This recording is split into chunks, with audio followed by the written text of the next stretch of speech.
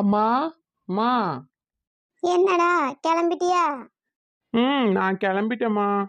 போயிட்டு வரேன். தர்ஷினி எங்கம்மா? அவ சமயக்கட்டுல இருக்கா. கூப்பிட்டா பார்க்கணுமா? அவளுக்கு நைட்டே கொஞ்சம் உடம்புக்கு முடியல, அதான் சரி பார்த்துட்டு போலான்னு கேட்டேன். உடம்புக்கு முடியலையா? ஏத்தா ரசினி. வரேன் த. சொல்லுங்க த. என்னத்தா உடம்பு முடியலங்கிறான் உன் புருஷன்?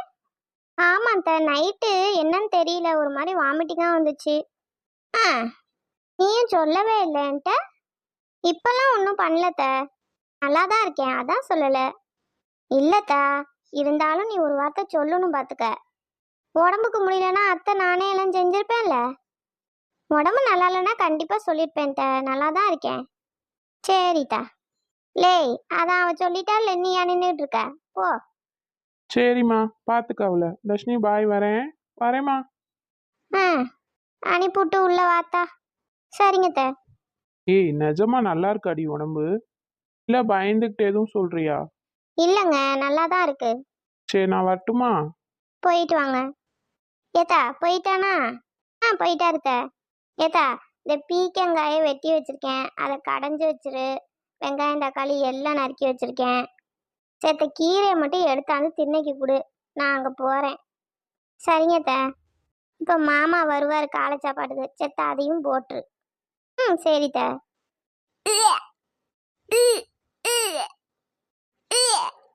என்னடி இவ, அவன் சொன்ன மாதிரி வாந்தி தான் எடுக்கிறா.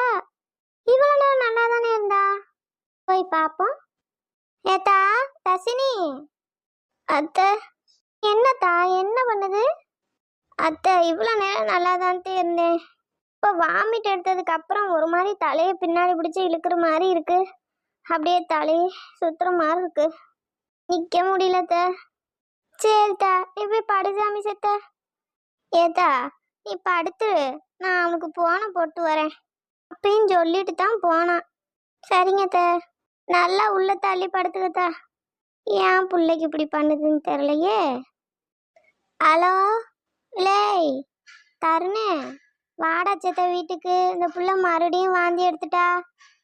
இவனை வேற இன்னும் ஆளை காணா. என்னக்கா வாசலையே பார்த்தாப்புல இருக்கு? நீ அடி கோமதி வா. ஏன் ஒரு மாதிரி பேசுறியா? மாமியாவுக்கும் மருமகளுக்கும் சண்டையா?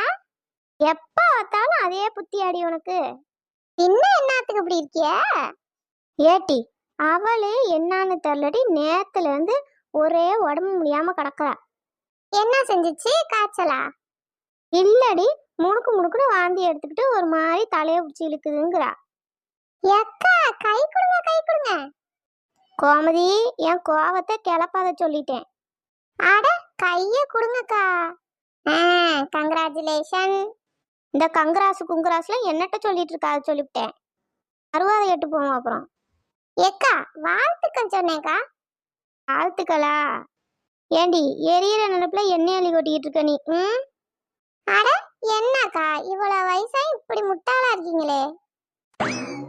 எது முட்டாளா? கைய உரி முதல்ல. அட கோபப்படாதீக்கா, ஒரு ஃப்ளோல சொல்லிவிட்டேன்.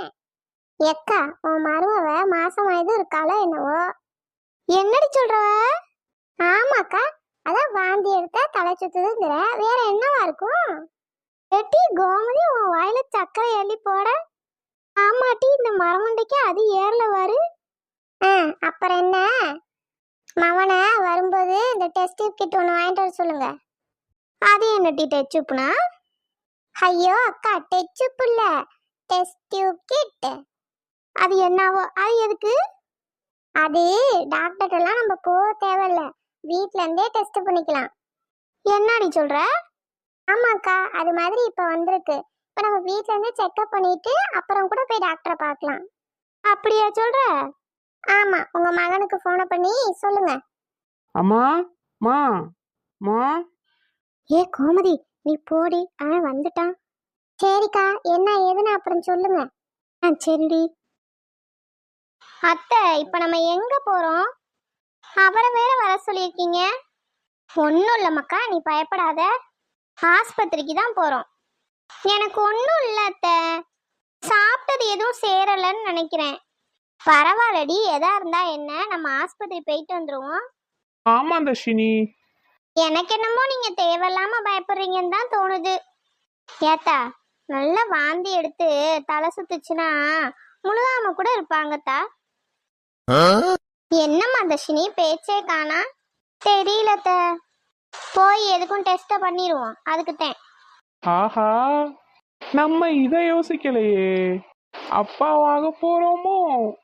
லேய் வெரசா ஓட்டுறா. ஓட்டுறேம்மா ஓட்டுறேன். நெக்ஸ்ட் பேஷண்ட் யாருமா? தர்ஷினி மேம்.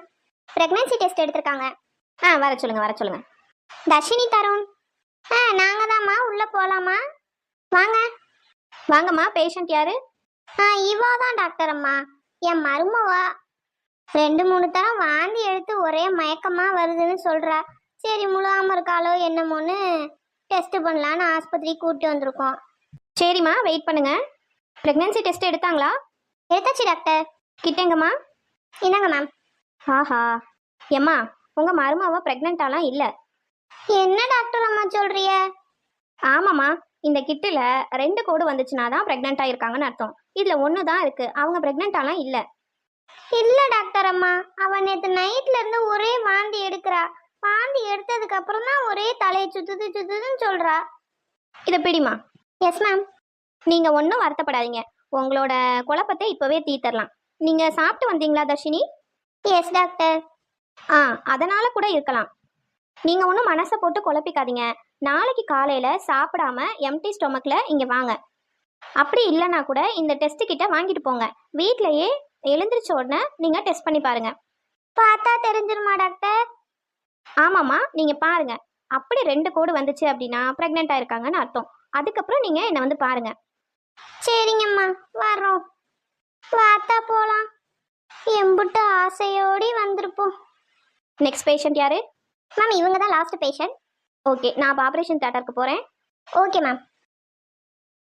சதீஷ், அந்த ராஜேஷ் ஃபைல் என்னாச்சு? சார் அது விஷயமா தான் சார் இன்னைக்கு நாங்கள் போகிறோம். இப்போ வரைக்கும் என்ன லெவல்ல இருக்கு? ஆல்மோஸ்ட் 90% கம்ப்ளீட் பண்ணிட்டோம் சார். இன்னும் ஒரு 10% தான்.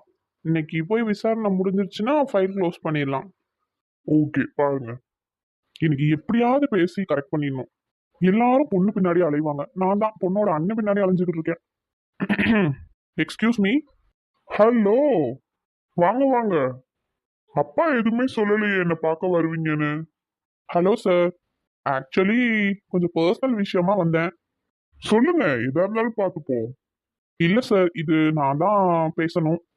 ராகுல், கமான், என்ன இருந்தாலும் சொல்லுங்க, பார்த்துப்போம். சார், நான் அவரோட கொஞ்சம் பேசணும். யார் கூட? மிஸ்டர் சதீஷ். ஓ அப்படியா? சதீஷ் இவர் உங்களுக்கு முன்னாடியே தெரியுமா? தெரியும் சார். ஓ சூப்பர் சூப்பர். இவங்க அப்பா தான் நம்ம ஊர்ல இருக்கிற நம்பர் 1 பிசினஸ் மேன், தெரியும்ல உங்களுக்கு? அப்படியா சார்? ஆமாமா, அவர் எனக்கு ரொம்ப நல்ல பழக்கம். இப்பதான் சென்னையில இருந்து இங்க ஷிஃப்ட் ஆயிருக்காங்க. ஓ. சென்னையில இருக்கும்போதே நம்ம ஊருக்காக நிறைய டொனேட் பண்ணியிருக்காரு. அப்படியே உங்க அப்பா மாதிரி தான் ராகுலும். சரி, உங்களுக்கு எப்படி இவரை தெரியும்? சார். சொல்லுங்க ராகுல். சார், நீங்க தப்பா நினைக்கலன்னா சொல்லலாமா? சதீஷ் எப்படி எடுத்துக்குவாருன்னு எனக்கு தெரியல. நம்ம சதீஷ் தானே, சொல்லுங்க, அதெல்லாம் தப்பா நினைக்க மாட்டாரு. நானும் சதீஷோட சிஸ்டரும் லவ் பண்றோம் சார். நான் வீட்லயும் சொல்லிட்டேன், பேரண்ட்ஸும் போய் பேசிட்டாங்க. வாவ் சூப்பர்யா. ஆனா ஆனா என்ன? சதீஷுக்கு தான் இதுல விருப்பம் இல்ல. என்ன? ஆமா சார், சதீஷ்க்கு இதுல விருப்பமே இல்ல. அவரோட ஃப்ரெண்டுக்கு தான் அவங்க தங்கச்சியை கல்யாணம் பண்ணி வைக்கணும்னு ஆசைப்படுறாரு. சதீஷ் சார். ஃபர்ஸ்ட் உங்க தங்கச்சிக்கு யார பிடிச்சிருக்குன்னு முதல்ல கேளுங்க. ஒருவேளை உங்க தங்கச்சிக்கு உங்க ஃப்ரெண்டை தான் பிடிச்சிருக்குன்னா அவரே கல்யாணம் பண்ணி வைங்க. இல்ல ராகுல தான் பிடிச்சிருக்குன்னா ராகுலோட சந்தோஷமா சேர்த்து வைங்க. என்ன சதீஷ்? அவளுக்கு இந்த பையனை தான் சார் பிடிச்சிருக்கு. பட் என் ஃப்ரெண்டுக்கு நான் வாக்கு கொடுத்துட்டேனே. ஓகே, ஒன்றும் பிரச்சனை இல்லை, உங்க ஃப்ரெண்டை வர சொல்லுங்க, நான் பேசிக்கிறேன். இல்ல சார், பரவாயில்ல, நான் இதை பர்சனலாவே டீல் பண்ணிக்கிறேன்.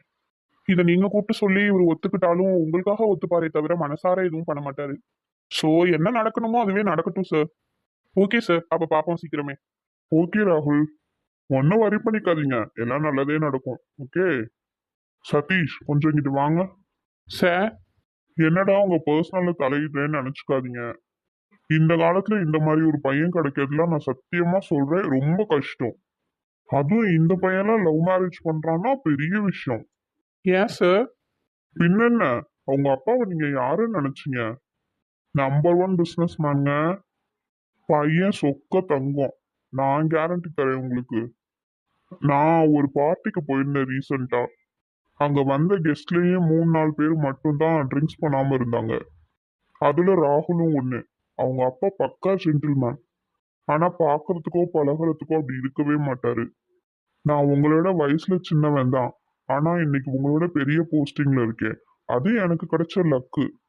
ஆனா அந்த பையன் இவ்வளவு சின்ன வயசுல அவங்க அப்பாவை விட சூப்பரா பிசினஸ் பண்றான். அதெல்லாம் அவனோட புத்திசாலித்தனம் தான் சொல்லணும். இந்த மாதிரி ஒரு பையனை எதுக்கு நீங்க வேணாம்னு சொல்றீங்கன்னு எனக்கு தெரியல. ஆக்சுவலா அந்த பையனை கல்யாணம் பண்ணிக்கிறதுக்கு இப்பவும் சொன்னா கூட ரெடியா இருக்காங்க. நல்லா யோசிங்க. யோசிச்சு ஒரு நல்ல முடிவா அந்த பையன்கிட்ட சொல்லுங்க.